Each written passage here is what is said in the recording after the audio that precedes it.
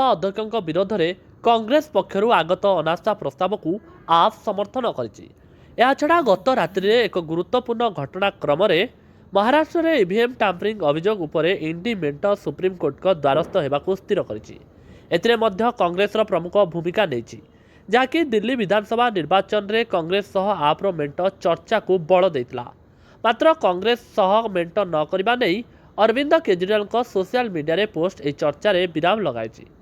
हरियाणा विधानसभा निर्वाचन में आम आदमी पार्टी सह मेंट नहीं प्रथमे कांग्रेस प्रस्ताव देता मात्र आसन भागबंटा को नहीं कांग्रेस बड़ भाईपणिया प्रत्याख्यान करी आप एकाकी लड़िता जार प्रतिफलन एवं दिल्ली विधानसभा निर्वाचन में होगा जाऊँगी। एठारे आप हेउची बड़ भाई गत 2013 रु आप अरविंद केजरीवाल नेतृत्व में दिल्ली निर्वाचन जीति आसी एपरिक 2015 निर्वाचन में आप दिल्ली 70 विधानसभा आसन 65 जीति रेकर्ड करथिला।